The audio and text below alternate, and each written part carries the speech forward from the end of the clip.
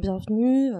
Vous allez nous présenter votre nouveau film. C'est vos grandes retrouvailles depuis 7 ans. Quel effet ça a fait au niveau professionnel de vous retrouver ensemble ? Au niveau professionnel, même au niveau émotionnel, on va dire, on est assez ému de s'être retrouvés. Bon, c'est plus un secret pour personne. On s'est pas du tout lâché depuis Tout ce qui brille et New York.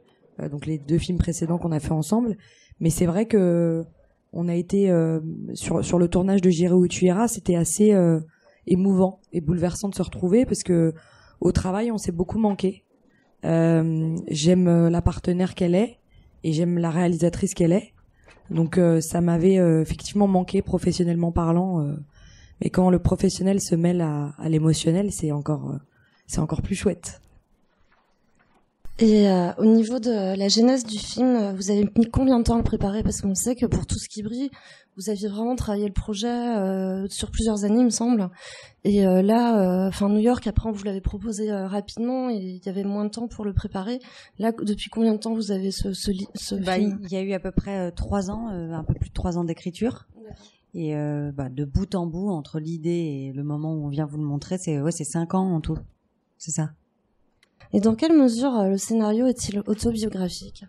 L'autobiographie, ça veut tout et rien dire quand, en ce qui me concerne, quand j'écris des choses, puisque c'est des choses qui me parlent qui me parlent à un moment où je les ai vécues, que parfois j'essaie de retraduire, mais que je m'efforce toujours de mettre à distance.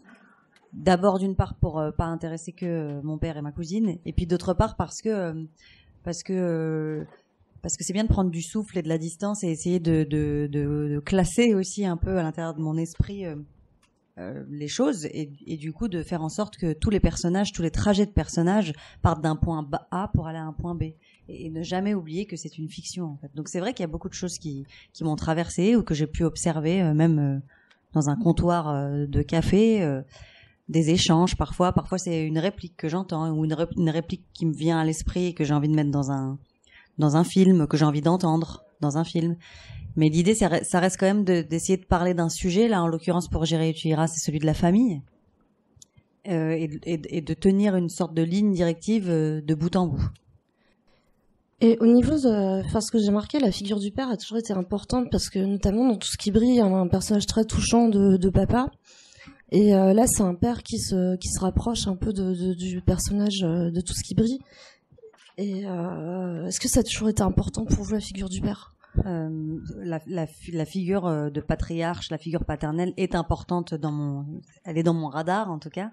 Et c'est vrai que j'ai dans ma tête une typologie de personnage du père qui semble être plutôt assez classique et qui se retrouve de film en film. Il y en avait une aussi dans New York, le papa du personnage de Nader Boussandel. Et c'est vrai qu'il y a toujours quelque chose. Ouais, j'ai pas fini de parler de ça. C'est vrai qu'il y a tout. C'est un père qui est assez différent de Tout ce qui brille. C'est un père qui parle plus, mais qui en dit moins finalement. Donc c'est ça que j'aime aussi dans l'écriture de Géraldine, c'est qu'on va retrouver effectivement c'est vrai que le rôle du père est assez important dans ces films, mais c'est toujours des pères différents. Mais c'est marrant parce que je pense qu'on n'aurait pas eu cette réflexion si ça avait été une mère. Je pense que on parle tellement plus souvent de la mère que du père, mais c'est pour ça que c'est très intéressant que ça nous aurait moins sauté aux yeux si t'avais parlé de la mère. Voilà, je voulais faire cette petite intervention. Je lui redonne le micro. En plus, j'en parle de la mère. Si on voit Nanou Garcia, le personnage de la maman dans Tout ce qui brille, et celui de Pascal Arbillot dans J'irai où tu iras, qui est une maman, qui n'est pas la maman, mais qui est une maman. Finalement, il y a la même filiation, c'est vrai. Et justement, à propos du père, Patrick Timsit, c'était, vous avez pensé à quel moment à Patrick Timsit pour incarner ce père ? J'y ai pensé un lundi.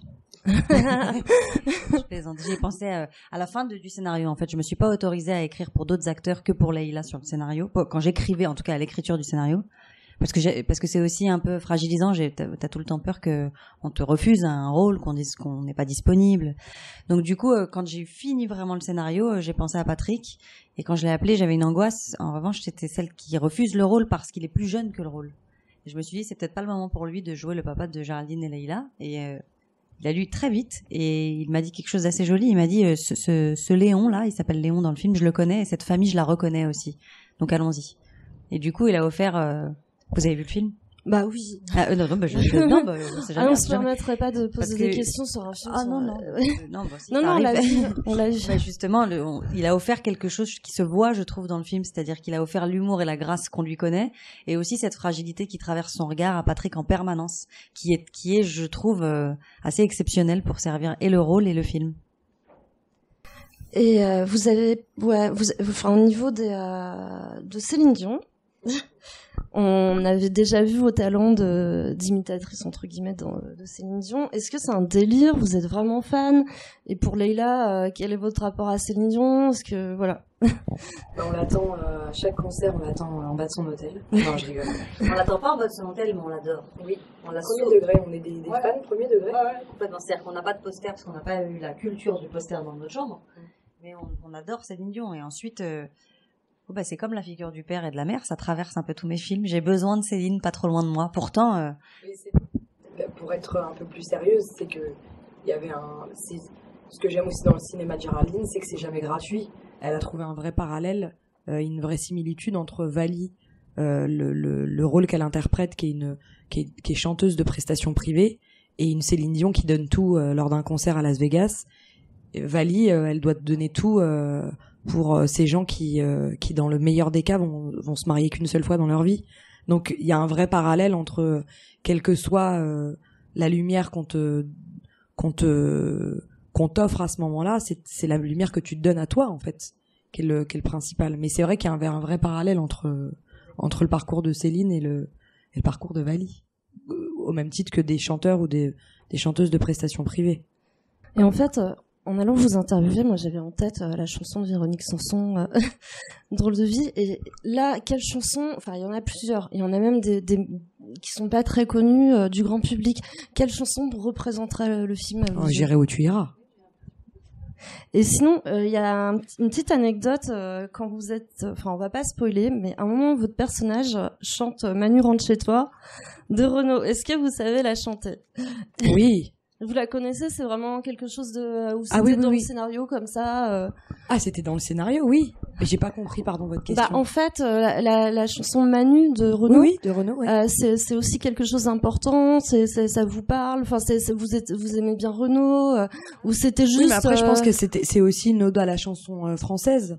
Ça, c'est vraiment Géraldine qui a écrit le scénario. Et après, il fallait que ce soit cohérent avec le personnage. J'aurais adoré chanter du Céline Dion, mais je crois que le personnage de Mina écoute Renaud.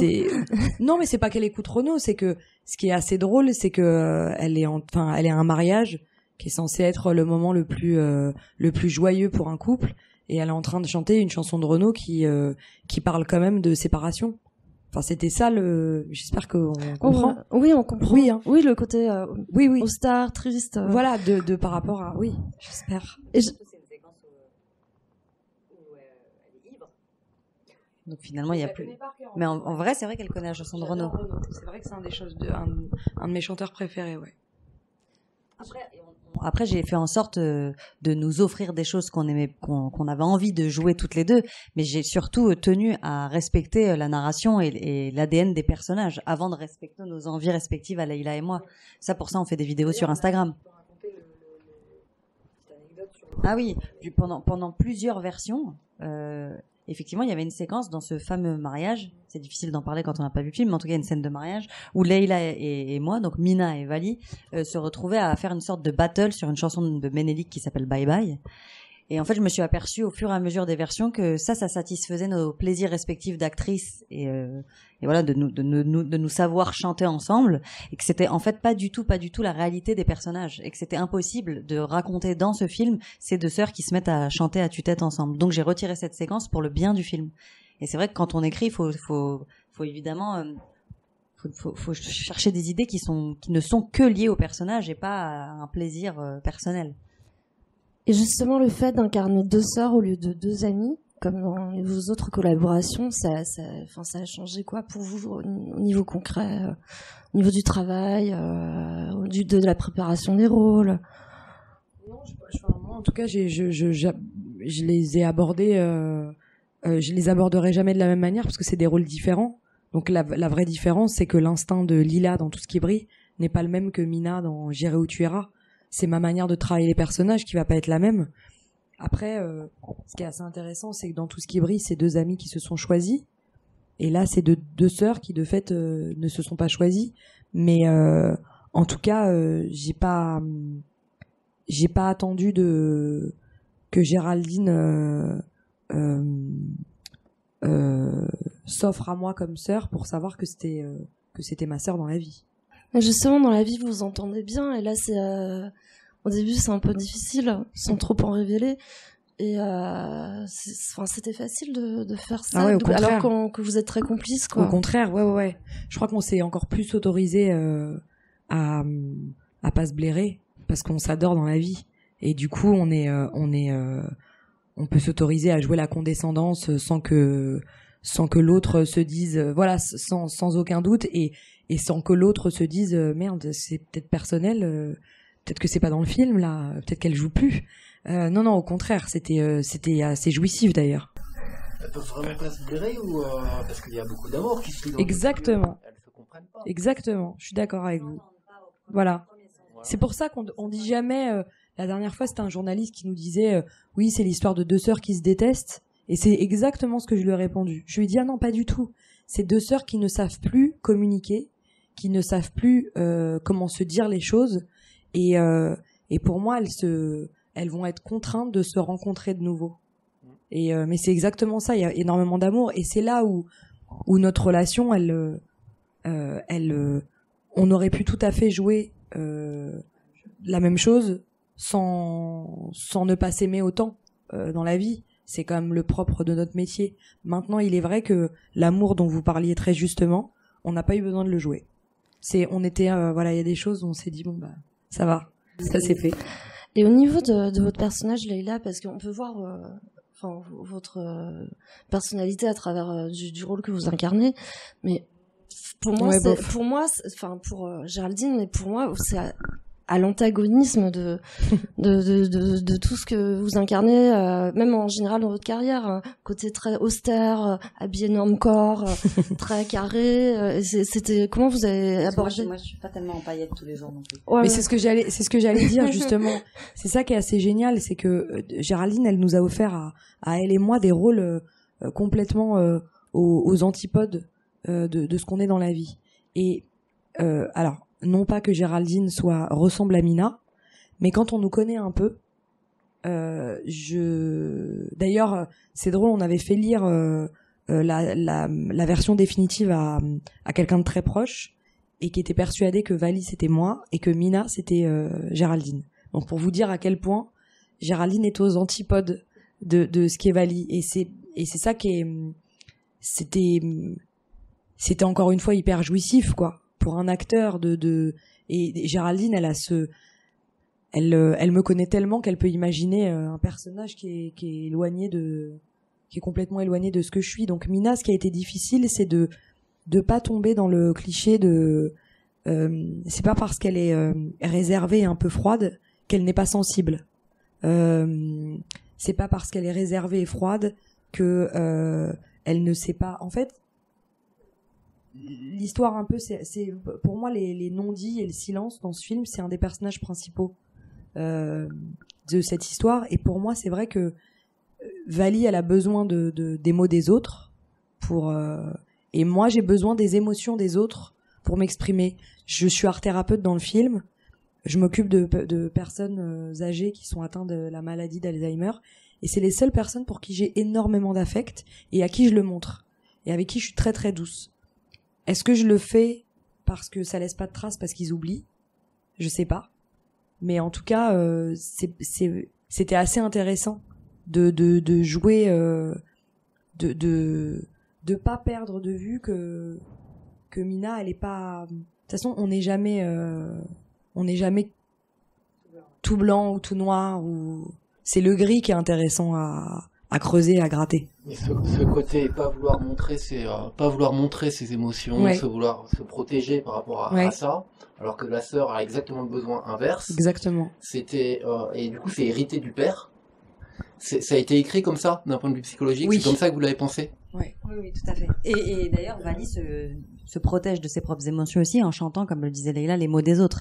Elle ne parle pas plus que sa sœur. C'est juste que elle est sur une scène et dans la lumière. Donc, elle fait croire qu'elle vibre et qu'elle sait dire, mais elle sait pas dire. Et Mina ne sait absolument pas dire. Et ça l'arrange bien, elle, l'ombre.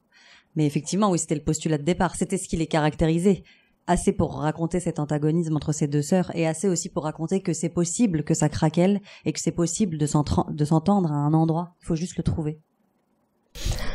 Et au niveau des 3 films que vous avez fait ensemble, on a grandi avec vous, surtout si on est de la même génération. Et est-ce que vous avez conscience dans la vie de tous les jours d'avoir ce côté un peu comme toute proportion gardée, mais Sophie Marceau dans la boum, voilà, paf, on a grandi ensemble, on a vu les mêmes choses, on a aimé, on vous a aimé, voilà, des tout ce qui brille. Et là, ça y est, voilà, on était des plus jeune, maintenant on a grandi. Est-ce que vous avez cette conscience vis-à-vis du grand public, par exemple? Peu quand on se remet à l'œuvre et au travail, mais c'est vrai qu'à la sortie de tout ce qui brille, souvent, comme Leïla et moi, on est de temps en temps ensemble, hors cinéma, hors plateau de cinéma aussi, on nous disait « Ah, c'est incroyable, vous nous avez pas menti, alors vous êtes vraiment amis dans la vie ?» On nous a beaucoup renvoyé ça. Et puis là, on se balade en France avec le film depuis 3 semaines maintenant, avant la sortie officielle du film. Et parfois, lors des débats, après des témoignages personnels, où les gens nous parlent d'eux et de ce qu'ils vivent en famille, on nous dit aussi on a grandi avec vous. Et d'une part, c'est absolument bouleversant. Et puis qu'est-ce qu'on peut répondre à ça, à part dire que nous aussi, on a grandi avec eux et que c'est pour eux qu'on continue à faire des films, en fait. Et au niveau du film, il est très touchant. Il est, on peut le dire, ça parle du deuil, notamment. C'est une thématique très importante dans le film. C'est ce qui crée le clivage entre les deux personnages. Et en même temps, il est très très drôle, il est punchy. Vraiment, c'était une volonté, quoi, de faire un film qui se trouve au carrefour on passe du rire aux larmes, vraiment.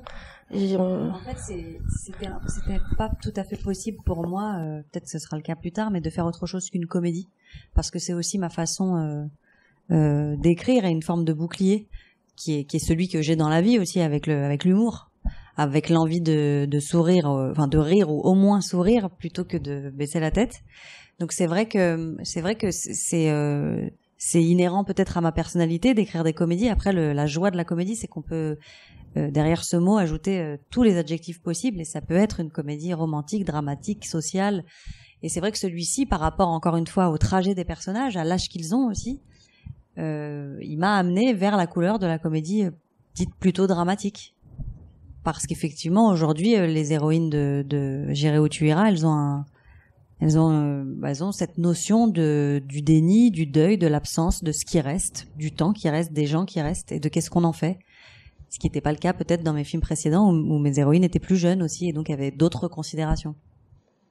Oui, parce que c'est pour ça que je vous avais posé la question, est-ce que c'est autobiographique? Parce que vraiment, on sent quelque chose de profond, de vécu, c'est pas juste un sujet que vous avez abordé comme ça, tiens, je vais parler du deuil, tiens, je vais parler de la relation au père, la façon de se dire, on va pas spoiler, mais de dire au revoir à quelqu'un.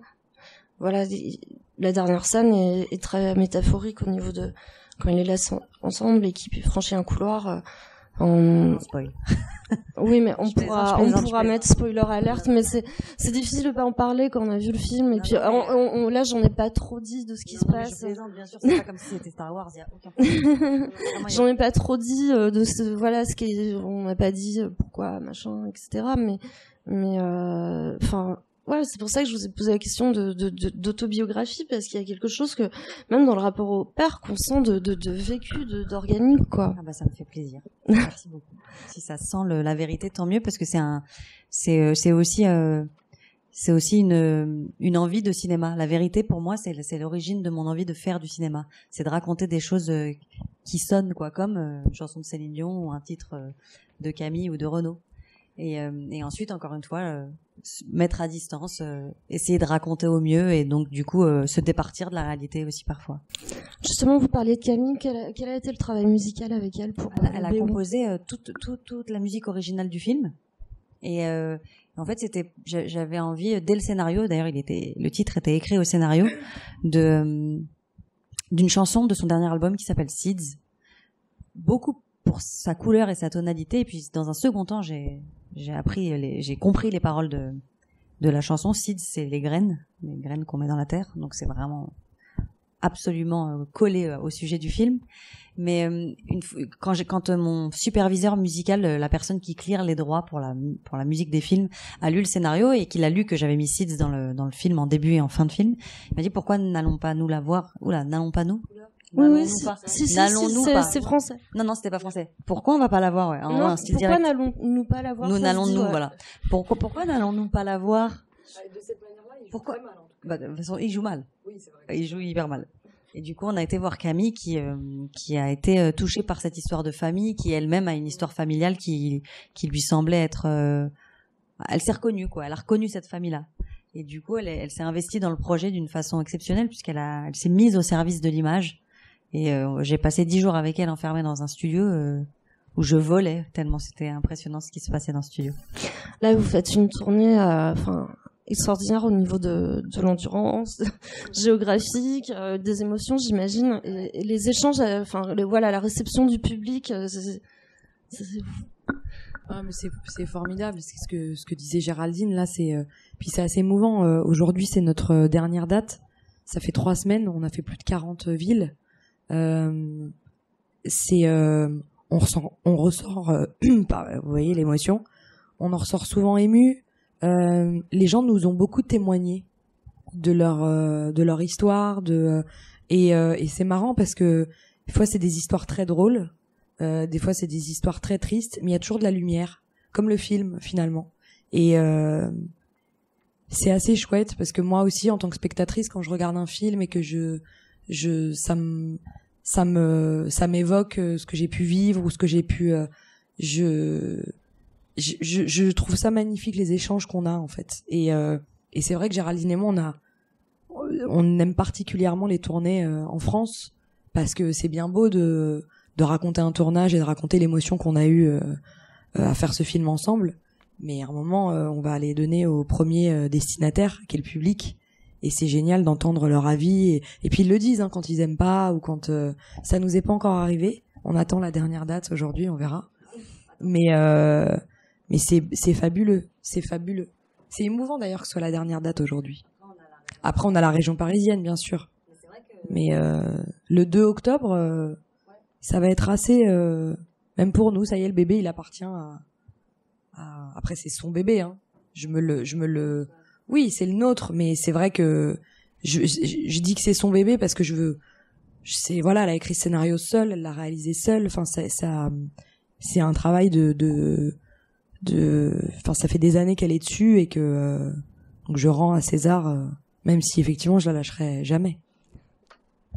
Merci beaucoup en tout cas. Merci. Pour cette jolie interview. Merci beaucoup. Et, on a hâte que le grand public voit le film parce merci. qu'effectivement il est très bien. Trop gentil, merci.